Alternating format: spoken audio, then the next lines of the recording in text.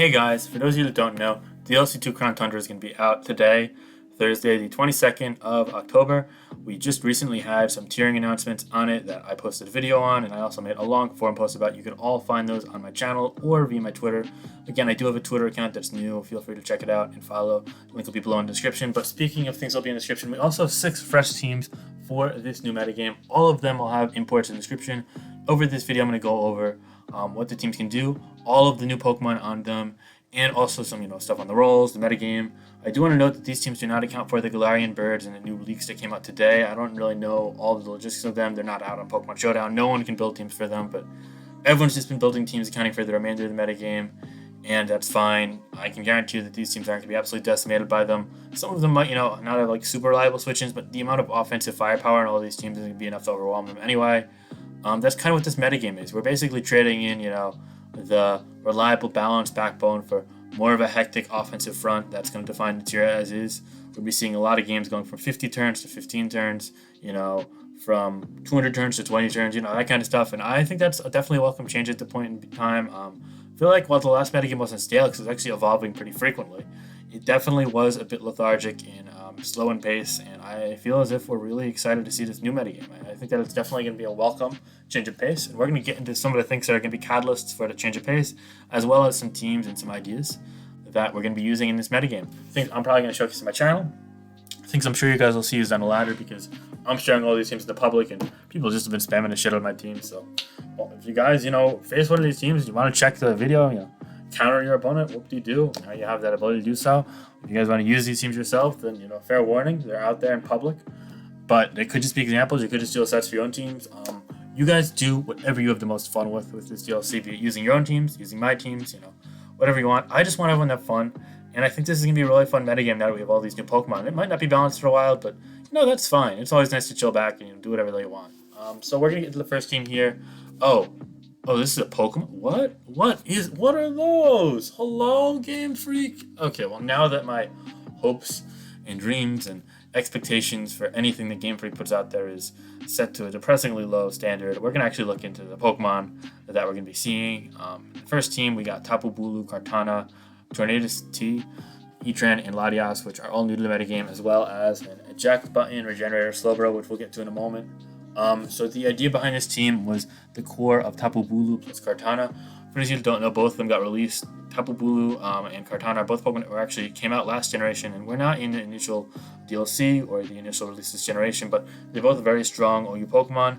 Admittedly, Kartana did probably thrive off of Z moves last generation, but it's still a very good Choice Band and Choice Scarf set. And it's still a very hard hitter regardless, as you can see by that sky-high 181 attack stat. As for Tapu Bulu, it basically hits just as hard with Grass, if not even harder, due to having Grassy Terrain. Although if you put Kartana in Grassy Terrain, you forget about it, nothing's living that. But yeah, this generation also gained Close Combat and Play Rough as coverage moves, which is really cool. And we're going to get into some pros and cons of Bulu versus Rillaboom now, before I proceed anymore, because Rillaboom is the status quo for Grassy Terrain setters in this metagame. It's obviously been a really solid Pokemon for a while now. You can run Choice Band, you can run Sword Dance sets. What sets Bulu apart from it? Well, if you look at the sheer bulk, actually Rillaboom is a couple of percentage points bulkier. It has higher base HP. It does have lower base defense by a bit, I believe, but the HP compensates. It's about equal on that front, maybe even a bit favoring Rillaboom. And while Rillaboom has similar base special defense, the HP goes a long way in making it more specially bulky. It even has more speed, so overall the utility department surely favors the Rillaboom side, especially when you consider it has things like knockoff to remove items and help in the long haul, as well as U-turn for momentum. So why would you use Tapu Bulu? How can you justify Tapu Bulu? Well, first and foremost, it has the Fairy typing, which leaves it immune to Dragon types and resistant to Fighting and Dark types as well. Fighting, Dark, and Dragon are 3 of what I'd say, the top 7 to 8 offensive types. You could argue the 2 of them are within the top 5. Dark, Fighting. Dragon's kind of taking a bit of a dip, but still, Dragon's a really good offensive typing. So while you are taking a weakness to Steel, which you don't really see a ton, in Poison, which you don't really see a ton, it's more than worthwhile. All of a sudden, the defensive scales are kind of tilted in favor of Tapu Bulu. In addition, in terms of sheer move pool, as in the coverage side of the move pool, and by the way, check out my guy, Lakey Inspired Blue Boy by X Anemone Music, really good background music. I love using my videos, and I love giving them the credit, so I just want to point that out there. But anyway, In terms of sheer coverage, I also want to say that Bulu definitely has a leg up. I'm aware, knockoff, U-turn, superpower is all solid for Bulu. Like, it's not lacking, although I would love to hit flying types and things like Amoonguss a bit harder, but Bulu kind of gets it all. Stone Edge is already there in its set, and you don't have a rock move with Rillaboom hitting things like Moltres, Volcarona, Zapdos, and tornadus-t, all of them for a one-shot besides the Physically Defensive Zapdos, and Physically Defensive Zapdos has to watch out anyway. And on top of that, it's just, really strong against those Pokemon hitting the flying types, but also get close combat, which is definitely better than superpowers. You're not losing the attack, and you're just clocking things like Heatran, Ferrothorn, and Kartana that all might very well be switching in. And lastly, Player Off. Basically, it's just things that knock off this for Rillaboom, Latias, Dragapult. And also, it's nice Bamble Stab against opposing grass types like Tangrowth and opposing Tapu Bulu, which can potentially come in handy as well. Also opens up some mid-ground. I did drop Woodhammer in this set. You can use it over Player Off. It's really your call. I think Woodhammer is probably better, but I wanted to see how Player Off does. And I don't love the prospect taking Recoil. I feel like if you're going to use Woodhammer and say, okay, I'm not using coverage, then Rillaboom might be better. But I really wanted the Fairy type on this team, so I really wanted to try that out. But I might end up regretting it. So yeah, I definitely wanted to try Tapu Bulu on this team. I think it has some niche over Rillaboom. I think both are going to remain viable in the metagame, though. Next up, there's Kartana, the Beast Boost abuser of Grassy terrain on this team. Yeah, it has 181 attack. It's 461 attack with not even a boosting nature and 109 speed, which is great. The special bulk on it is ridiculously lackluster. It's not able to even take resisted special hits very well, not to mention any neutral or boosted special that's going to absolutely demolish it. Moreover, Grassy Glide is a move that it also gained alongside Tapu Bulu, and that gives it priority in grass terrain. It doesn't even hit like super weak regardless of it, but also the coverage of knockoff, hitting Pokemon like Latias, and knocking off the boots from things like tornadus-t or Zapdos comes in handy, and Smart Strike for opposing Bulu, for some other grass resist as well. Most notably at +2, you're able to clock things like Amoonguss. You're able to kill opposing Tapu Bulu at +0. And you can go down the list, and there are some other Pokemon as well that are grass resistant that you're going to hit pretty damn hard. Knockoff is good for things like Ferrothorn and Corviknight as well. Smart Strike hitting things like Como-o and Rillaboom, I guess you could say, although Grassy Glide and Knockoff probably do plenty to that. You get the potential for a one-shot on Tapu Lele. If it's able, it probably should be able to do a Grassy Glide, Psychic Drain, yeah. Knockoff is also good for things like Aegislash and Gengar, although you don't really encounter Gengar too often with Kartana. It's rated in +2, you actually are able to kill that with Grassy Glide, which is pretty cool. But yeah, no, I think that this Kartana is going to be an absolute killing machine. It's going to scissor its way through the metagame. Next up, we have Slowking, which Slowking, I'm using a cool set, so the idea was that this team is just centered around getting the grassy Pokemon and doing as much damage as you can. Moreover, we're going to be running eject button. So you switch in on turn 1. Let's say you take a U-turn, or a U-turn from tornadus-t, or Draco Meteor from Latios, or Expanding Force from Tapu Lele. Okay, I live any of those, and they don't even switch out from U-turn, by the way. You automatically switch out, you gain a Regenerator, and you could bring anything in when scouting their moves. So you don't have to switch in your Tornadus, your Kartana, your Latias, your Heatran, etc. You could just go to this, get the Regen out, and then get there. Just EV spreads EV to live any 2 hits from Choice Specs, Tapu Lele with a modest nature, I believe, or maybe it's Timid after Stealth Rock, one or the other. But regardless, it's quite bulky. Just throw it leftovers of Physical Defense. Future Sight's also going to be pretty cool in this metagame because Future Sight with Teleport into the grassy Pokemon, it's going to invalidate things like Amoonguss as potential counterplay, and also adds little chips to things like tornadus-t, which should put it over the edge into being into a kill range or Grassy Glide, if you will. That's cool. And yeah, it just runs the standard set regardless. And thankfully, we don't rely a ton. That's not really a ton on heavy duty boots be present on this set, as they're not, since we have defog heavy duty boots tornadus-t of our own, which should be a reliable enough defogger. I think that more of a utility oriented tornadus-t is important on this team, as Heatran can get outran by Bulu or Kartana and demolished. So having a nice secondary check to the grasses can go a long way, as our Latias is not going to be the most reliable defensive Pokemon on this team. So yeah, I think that goes a long way. In addition, just the sheer speed tier coupled with the fact that it's able to soft check things like landorus-t and landorus-i can go such a long way. Hurricane accuracy is really the only downfall of the set, but overall, I think it's a solid enough presence to get by. You could definitely justify dropping a little speed, but the thing is, like, are you scared of Alakazam? Are you scared of Naganadel? Like, the speed tier is definitely congested, so you gotta play your cards right, and you definitely can't go slower than the Lotties. Next up, you have Especially Defensive Heatran. It's got some speed to outrun Pokemon like Magnezone, which is very hard to switch into for this team, and also Adamant Crawdaunt if you ever come into play with that, which it is hard to switch into if Blue takes any chip, but otherwise it's not really going to be common, or it's not really a big deal. This team also is not the greatest against Toxic Tran, as Slowking doesn't love taking that, but Toxic Tran is less likely to run Earth Power, while this set does. Lots of its want to run Taunt, Protect, especially in a metagame where scouting choice Pokemon that are very strong is going to be as common as ever. So, moreover, I took advantage of this and I ran Earth Power on my Heatran with a lot of speed for, again, things like Magnezone and Aegislash, and we don't have Ghost Resist, so that makes a lot of sense. But also the fact that I'm able to hit opposing Tran and likely outrun them goes a long way. And Toxic also is just help rack up damage, getting Grassy and the opponent Pokemon. Yeah, hit things like Latios and switch in so you could kind of use Heatran plus Slowking to beat any set from Latios. Yeah, that goes a long way, opening the door for the Grassy letters. And finally, since this is a more offensive team, and I did want some speed control, I actually like to use a Choice Scarf, Healing Wish, utility Latias, that is, Draco Meteor, Trick, Mystical Fire, Healing Wish. Mystical Fire is great for revenge killing Pokemon like Kartana. Random Swords and Scizor if it has speed for Tran for whatever reason. Also his Ferrothorn, which is huge considering right now our main means of dealing with Ferrothorn is just predicting it with Bulu, getting boosted knockoff off with Kartana, or burning it with Slowking if you don't want to risk the Heatran getting knocked off. And a lot of matchups, such as say opposing Tapu Lele and tornadus-t, preserving its health as much as possible can go a long way. So yeah, all things considered, this is a team built around Grassy Train. I think it's really solid in this metagame. I'm really curious to see how it's going to function. I definitely could see something like a knockoff Blaziken being a problem, but keep in mind that boosted Grassy Glides actually do so much to it, and also it has to take a ton of recoil with Flare Blitz to kill a tornadus-t at +2, because +2 knockoff wouldn't kill it.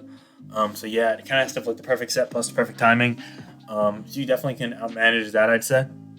Especially if they almost pick Scarf Latias at like +1 speed, or the Adamant +2 speed, then you could actually get a surprise kill, which can go a long way. But yeah, no, I think there's definitely ways to outplay everything with this team. Slowking with eject button gives you kind of built-in momentum in the early game, likely letting you get the lead in the game. And from there, you just play as offensively and aggressively as you can. You should be able to win games. Yeah, all right. Next team that we have up here is also going to be offense because, of course, it's the DLC 2 metagame. Offense is everything there is to it. It's going to be Pheromosa plus Tapu Koko as the center core, which we're going to get to in a minute, alongside everyone's favorite Garchomp using an interesting set we're going to get to. Pivot Magearna, a Selfless Tangrowth, and a Soul Latios. So why this team? I know it looks a bit bizarre, but hear me out. So the idea is Pheromosa, it demolishes grass types like, say, Tangrowth and Ferrothorn. And those are really the only Pokemon that are going to be able to beat Koko. Rising Voltage is an absolute killer. And things like Chansey and Bliss are going to get shredded by too close combat. So yeah, especially with Dazzling Gleam being able to chip things down, like, say, landorus-t and Garchomp as well. I really think this mixed Tapu Koko does well against pretty much anything besides, like, Amoonguss and Tangrowth. So yeah, I think that's going to go such a long way in this metagame to just shredding everything. Rising Voltage, again, even if it's only base 95 special attack, it's still hitting like an absolute truck. 2 times modifier and all that, Yeah, and Gleam is nice complementary fire stab, hitting dragon types, hitting, ground types, etc. And then close combat for basically Ferrothorn, Blissey, and Chansey, as well as hitting, potential like especially defensive Heatran if Terrain runs out or something like that, yeah. But also considered this is a truck of, it hits like a truck on both sides. It's really great. I love it. And the only things that walls Pheromosa can take advantage of. I also think that running Boots plus Spin on Pheromosa compresses some nice rolls. It really makes it your pivot. You also bluff some other sets, which is cool. So yeah, I think that's great. And speaking of controlling the hazard field, we're gonna be running this cool Garchomp set, which basically means that say you face a Blaziken +2, you can click Endure, and that makes it take Rough Skin plus Rock Him at once, and then it has to take it again next time to kill you, which is just amazing. In my eyes, it's basically means you never ever lose a Blaziken. In addition to that, it's great at coming in on things like U-Turn from Genesect or Pheromosa, or any other physical attack, Rocky Helmet plus Rough Skin, especially with Endure in the back. It's just great at forcing chip, which makes it so much easier for things like Koko and Pheromosa just clean later on in the game, which is the objective of the team. Fire Blast for Genesect, for Bulu, for Kartana. You can definitely run more speed to outrun things like Genesect, Tapu Lele, Urshifu, etc. But I liked it for this speed as it gets Adamant Tapu Lele, normal Kyurem and kyurem-black without the plus speed nature, and then some other Pokemon as well in that range. It's still pretty congested area, but I like having the physical defense. Yeah, I went with this, but you could definitely go quicker if you want. And you could even make this the high horsepower if you're scared of grass terrain, as it seems to be pretty common. But I quite prefer the set with Earthquake. So yeah, we have a Pivot Magearna. It looks a bit strange, just 3 attacks plus paint, but you don't need like you don't need something like the whatchamacallit move Heart Swap or Eerie Impulse. I think Eerie Impulse is the one who uses generation, not Heart Swap. Yeah, sorry. To Command Clef, because you'll really just not worry about Command Clef between having a Psychic Shock, Soltu, Combine Latias, and being able to defend it out once or twice, and also Rising Voltage Coco plus knockoff. But also, Fable is just completely falling off this earth, this metagame. There's too many competing fire types. We see 2 in this team, we saw 1 in another team, etc. So yeah. So moreover, despite being especially defensive build to check things like Tapu Lele, Nasty Bot, tornadus-t, Quiver Dance, Pheromosa, and even Latias, you could still, be a decent offensive presence with Focus Blasting, Ferrothorn, one-shotting Kartana, and also getting a nice amount of chip on Exegel and Heatran. Whereas Flare Cannon and Volt Switch, they do their thing. Flare Cannon obviously being, a nuke off of 130 base special attack, with Volt Switch also generating momentum, helping you take advantage of things you force out, such as the aforementioned Pokemon that you keep in check. So yeah, I think this is going to be a pretty cool Magearna set. Next up, we have a bold Tangrowth with Grass Knot. It basically breaks Zygarde sub. That's why I run it over Heat Drain. And yeah, if you're facing like a Scale Shot or an Outrage Zygarde, you're able to keep it in check pretty nicely regardless. Especially because forcing an Outrage means that, both fire types can just demolish it. So yeah, and you're good against Zygarde. It's also really helpful for the Grassy Drain teams. Focus Blast hitting things like Kartana and Heatran. Sludge Bomb hitting things like Bulu. So you're really able to be good against the Grassy Drain teams, which also opens up the door for Coco even more. All in all, I think Tangrowth actually is going to have a kind of special place in this metagame. It soft checks all the right Pokemon. It's really good against Coco. It's good against Zygarde. And we'll have to see how that ends up faring. One thing that I also love about this Garchomp, by the way, is imagine facing a double iron bash spell metal with it. It's just going to end up basically winning 1v1 and also making it so that whenever it clicks a move that it wants to spam, it's going to just die off due to all of the recoil, which is just going to be hilarious. Yeah, but anyway, last but not least, we have a cool audio set. It's kind of meant to be a bluff/lure. I was thinking about running trick specs, but ultimately I thought that this set would be cool because you're able to lure in things like Genesect, Ferrothorn, Kartana, etc. Things that really you appreciate getting rid of for Coco and Magearna, which goes such a long way for this team. So yeah, I also think that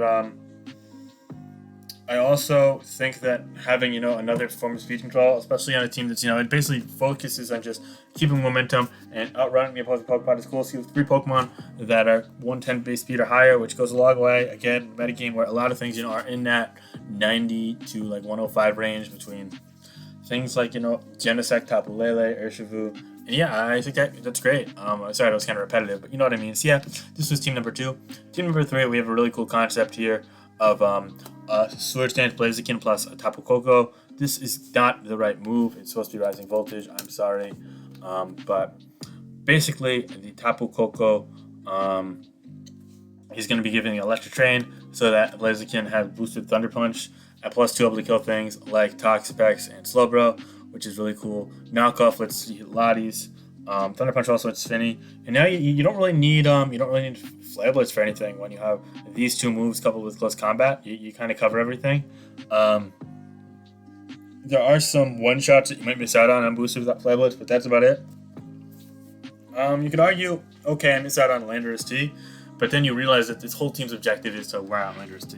And you also have knockoff, so it's never getting leftovers. You also have, Dugleam Coco, you got the knockoff Landorus-t, and you got the AV Metal, which lures it in. So yeah, the whole team's idea is you weaken Landorus-t, and then Blaziken's able to sweep with the Electric Drain, and it basically is covered for everything besides it. So yeah, +2 close combat obviously like a nuke, and I want plus speed because you're outrunning a lot of the really fast Pokemon, the 130 through 150 range with plus speed to +1 speed with the speed boost. So yeah, get a Swords Dance plus that speed boost in, and then all of a sudden you're ready to roll through teams. Later on in games, the Electric Train against the support. I don't like the mix Coco though. The idea is you lure in the grass types with this team, and you take advantage of them by using U-turn into something like Genesect or Blaziken or even Melmetal, have an advantageous matchup against all of those grass types. So you kind of want to bait them in. So yeah, that's the idea behind this Tapu Koko set. It's just a lure. You can even run Chukaberry over Magnet or Heavy Duty Boots if you wish as well. Personally, I'm thinking about making Heavy Duty Boots, but that's regardless of the point. Anyway, another abuser of the Electric Train and an outright setup Super and a special end, because you kind of have the physical one taken care of, as well as some lures with Coco and knockoff and landorus-t, and we'll get to other stuff in a minute, is going to be the Shift Gear Extra Belt Genesect. I was thinking about Life Orb, I was thinking about Wide Lens, thinking about other things.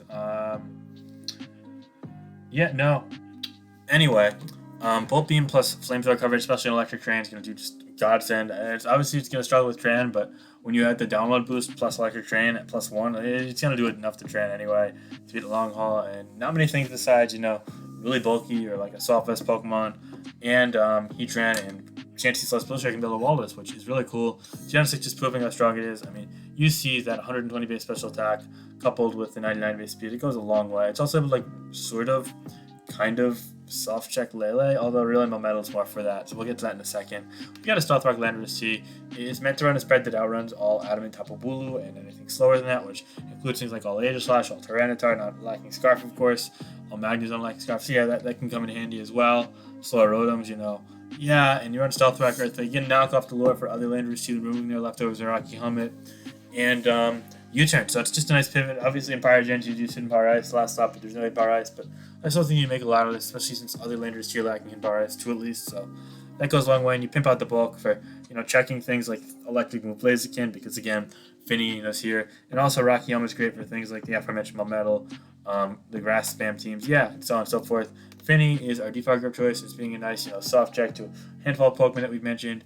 Around dual staff with Defog, you can definitely justify Nature's Madness, knockoff, over Taunt, or Scald here, I'd say. You really want Moonblast to be able to hit the Lotties, and also get the stronger attack off on things like, you know, Bulu, which can come in handy, although Scald Fishing is helpful as well. You really just got to, you know, pick what you're able to hit, pick or not, and just kind of be able to compensate with the remainder of your team as well. And yeah, last but not least, Joseph and Assault with Melmetal. I think it's actually kind of a promising set in such an offensive hectic metagame. Checking things like tornadus-t, Tapu Lele, even soft checking Genesect, while also just having ridiculous bulk. Yeah, no, with this bulk, you're able to stomach a whole slew of things. You're not really minding Lotties either, which can come in handy. And just some speed creep, because why the hell not? You can run whatever you want spread-wise. This is not probably going to be my final spread, but yeah, I'll keep editing it and chipping away at the optimization of it. So yeah, this is Team Around Blaziken. Alright guys, we finally made it to the second half of the video. Now we have Specs Lele, Special Spam Team, Dragon Dance Toxic Zygarde with Grassy Team, and a Dragon Dance kyurem-black Team. I made these teams today. I made the first 3 yesterday. The idea behind this one, actually, I really, as hard as I can say, I want to use Scarf for Shifu Rapid Strike, because actually it's a great lure in this metagame. You know, able to get things like Scarf Lele, outrun tornadus-t and Tapu Koko, even not going to down hit with Ice Punch, Dragon Dance Zygarde. I feel like it's getting surprise kills, and like, if you see a Protect Blaziken, you can Surging Strike through it as it tries to get speed boost. And there's so many things that's able to revenge kill in just such a fast-paced, you know, hectic metagame. I mean, things like, say, Kartana outside of terrain, without Grassy, like, they think like, oh, I can still kill with Grassy Glad, but no, because you're slower than it. And yeah, the list goes on, and it's just really cool how many things you revenge kill. I mean, even Ice Punch and U-turn doing a lot to things like Latios and Latias. And Surging Strike, obviously devastating. Chip Tornadus there, and it just goes such a long way. And I think that Scarf for Super Rapid Strike's actually like a really great revenge killer, surprise killer in this metagame, and it opens up a ton because the things you wall it, like Rocky Tangrowth, Amoonguss, Toxapex, are all absolutely devastated by a Choice Specs Tapu Lele. And this was what I kind of figured was like, okay, I wanted to use an Urshifu plus Lele, and I think that running a Scarf on one of the Urshifus was great. And I think that Urshifu Rapid was a bit better in this metagame, especially because on this team I really wanted to use Celesteela as my like main like expanding force switch in. And moreover, running an Urshifu that was a dark type made it so that, okay, yeah, it's not a great Lele switch in, but it does take expanding force, and I wanted to make the team go this way. But also, I feel like having the secondary fire resist, coupled with the fact that Scarf Receive Rapid is virtually unheard of, so having that lure is amazing, especially in a metagame where A, Toxic isn't very common, and B, your team abuses the crap out of it. So yeah, you can see I got Lele, I got Latios, I got Landorus-t, I got Leech Seed, you know. Yeah, so we're going to get into this even more now. Spec Lele, just standard moves. I think that Thunderbolt's going to be really good in the last slot, although you could argue for Mystical Fire. It hits Celesteela, it hits Skarmory, it hits Corviknight.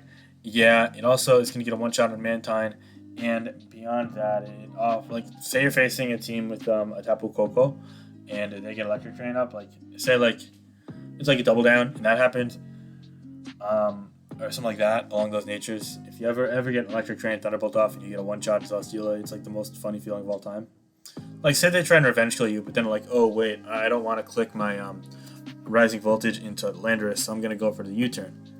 And then they don't actually get the revenge kill on you. You go for that Thunderbolt as they switch out. It'd be so funny. I need someone to like send me a gif of that happening. Please do that. I know it's like a 1 in a million chance of happening because Lele being slower than Coco obviously means it's going to send a strain like, you know, second, so therefore it's stay up. But that's so funny. But also, yeah, just hitting those Pokemon is important. Obviously, Mystical Fire do the same, but does less damage though. Give Miss out of the Tukio. So yeah, Focus Blast for Tren. If you don't really mind hitting it with just repeated expanding forces, which are going to do like 35-40% anyway, then you could do that. And then you can make that Thunderbolt plus Focus Blast and then Mystical Fire. And then you could run something like Size Shock or whatever you want in the last slot as you wish. Shadow Ball to hit Aegis Slash. Yeah, there are a ton of options. Just you do as you wish. Shadow Ball, so it's Jirachi, by the way, but rest of your team just pummels Jirachi. You got Special Defensive Celesteela for landorus-t, landorus-t, Kartana, Bulu, Lele. Yeah, it's just a really roll compression god to the defensive end. Naganadel, which gets spikes this generation, which is cool.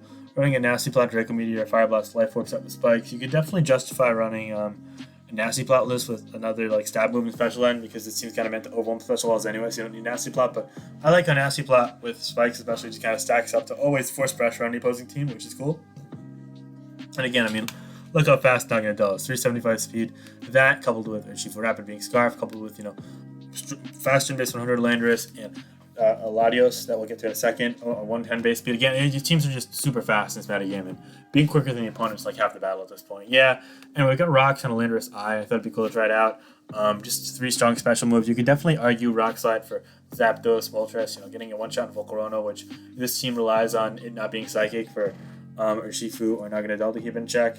So yeah, it really depends on that, but all things considered, if you don't face Psychic Volcarona, and Volcarona is going to absolutely die out with things like Zygarde and more importantly Heatran returning, then yeah, you should be fine.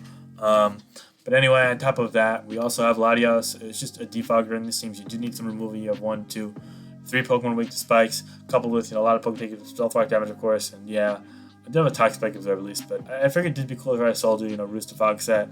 You probably could use Aura Sphere or Mystical Fire or Surf over Psyshock with a Life Orb if you wish, but I think I quite like this. I really want to try it and pursue this metagame, even if it's kind of like it relies on you chipping down steel types. You have Naganadel, you got Tapu Lele, which, yeah, they aren't going to hit it like with stab super effective moves, but as for Lele, its resisted stab attack is going to be doing, at least 35-40% to 1 time, 2 times resistant steals, not in Jirachi, which is 4 times resistant basically. And Naganadel has boosted Fire Blast as well, which is going to obviously hit like a truck off of the 127 base special attack with the Life Orb, and Fire Blast is a strong move after all. So yeah, this is the special spam team. Next up, we have a bit more of a conceptual build. Toxic Zygarde, sub-toxic. The idea is you get a toxic on things like Tangrowth, Hippowdon, Slowbro. You sub up, as they slowly whittle down. Pair that with Grassy Terrain to make you live forever, and also some complementary Pokemon, and it goes such a long way. For example, one compliment is the fact that things like Zygarde and Tapu Bulu struggle at breaking opposing grasses, especially if something like a Moongus or Firethorn, which you can't toxic. So moreover, Cinderace and Pheromosa complement them nicely. Pheromosa able to abuse boots while also removing hazards, controlling the field, making it so that despite having 5 spike vulnerable Pokemon, you don't really mind that. In addition to that, Cinderace is able to just demolish and take advantage of all the grass types while also running things that could be problematic like Latios. The speed just goes such a long way. I feel like Cinderace can be really cool in this metagame to see what it uses. High Jump Kick hits Heatran, and in my eyes, that goes a long way. It's also technically the strongest attack, so that can be cool. But you definitely could see Sucker Punch. I've almost theorized dropping Pyro Ball on some sets as well. I think you're probably going to want to keep with Gunk Shot, though, but I've been wrong before. And last but not least, U-Turn. Just to make sure you keep momentum up. Same goes for U-Turn at Pheromosa, yeah. We got an Assault Vest Bulu. It kills Grassy terrain, but also it's able to kind of redirect terrain on things like Finny, Coco, and most importantly, perhaps Lele, really weakening the power of Expanding Force. And Nature's Madness is great to force like specific checks down, which can go a long way for Aegis and landorus-t as well. Yeah, this spread, just pimp out attack, and then you run enough speed to outrun Pokemon like Crawdaunt and anything slower. Most Aegis fit in that range, for example. 0 speed Bulu, 0 speed Tran, slow Tyranitar, etc. So yeah, that's cool. Yeah, and you pimp out Special Bulk, which goes a long way. I kind of like player off close combat. Grass God is covered. You can definitely justify Stone Edge, but keep in mind it doesn't get a one-shot of tornadus-t, and that could scare you out if you're chipped or knock you off your Assault Vest. And also, on top of that, it's not even 2 killing Zapdos, so you roost it off. It's just really from Moltres and Volcarona. And with Zygarde on this team, plus Cinderace, I didn't really feel very weak to Volcarona. In fact, this is pretty damn good against Volcarona for how teams go at it, like Heatran. And we also have a really cool Aegis set, Automatize plus Magnet Rise. I feel like this is going to be really cool against landorus-t. Like, oh, I could live with Shadow Ball, so it's sure I'm going to get, but then I go for Magnet Rise after Automatize. They're like, ooh, shit, I can't do that. So unless they've got knockoff, then shit out of luck. If they do have knockoff, if they're chipped, they're dead regardless, because Spell Tech Shadow Ball is do a ton. You need the plus speed nature to outrun the specific things at +2 that aren't boosted to really fast Pokemon, 150, 160 base speed Pokemon. ish that you see in the new metagame. But yeah, no, otherwise I feel like it's going to sweep a lot of teams with the support of Stealth Rock, and that gives their last member. It's just normal Gem Explosion, landorus-t. I figured it'd be cool to try out right now. U-turn just to generate momentum, you could boom later on in games. Although honestly, if you're going to end up booming, it's like a Ferrothorn or a Celesteela or Corviknight, then so be it. You're blocking, them getting a ton of momentum, or going for a defog in Corviknight's case, and that goes a long way, opening the game up for Cinderace and Aegislash and whatnot as well. So yeah, I definitely implore that prospect too, and I think this is a pretty cool, underrated Landorus set, especially in a metagame without Hidden Power Ice. You kind of got to innovate a little bit. And the last team, but certainly not the least of the bunch, is going to be a team with a kyurem-black and electric drain, because it was Fusion Bolt. I figured it'd be a cool concept to try. It's the same aforementioned Magnet Coco. I don't think it's the best set. I think the mix set from my first team's the best set, but it complements Kyurem the best because you're able to lure in the grass types again and then, take advantage of that with the Kyurem-black. I actually don't think Kyurem-black is as ridiculous as a lot of people are going to say it is. I still think it'll probably be broken, but it's not going to be like, oh my god, the worst of the bunch, because it just isn't. It doesn't have all the tools at disposal. It's either going to cut down a ton on survivability, or it's going to cut down a ton on, natural breaking power off the bat against things like Momeddle and Heatran, which is fine. This set does that, but when you pair Electric Drain with Fusion Bolt, then all of a sudden it gets really devastatingly strong regardless. This is my attempt at counteracting that. It's worth noting that Kyurem has EVs and HP for things like Seismic Toss by a substitute. Yeah, Coco again, same set. Tran on this team is going to actually not opt to hit other Tran because we have Finny on this team. I know Toxic with Finny might seem weird, but also Electric Drain, and it also hitting non-grounded Pokemon like Latios, Landorus, Latias, etc. So it's cool. I think the special defensive Pimp Drain here is important, especially without a Dark type. Same goes for Assault Vest on the Tangrowth, having the bulk straight. Same set as before. Again, you're able to do well against the Grasses, which you already really want to do well against because you've got Coco, but with Kyurem plus Heatran plus Tangrowth plus Landorus is potentially revenge killing it. You go such a long way there. Sludge Bomb for Bulu, Focus Blast for Carp, but also being able to hit Tran and Ferrothorn, knockoff, with leftovers, and Grass not be able to break the Zygarde sub goes a long way. You're actually pretty good against Zygarde with Kyurem-black with the ability to go for substitutes with Icicle Sphere, this aforementioned Tangrowth being one of the best counters in the game, and then Landorus and Finny in the back, which both don't fare horribly against it in short haul as well. Landorus just running a Scarf set with 4 attack. Superpower is cool for revenge killing Kartana if need be.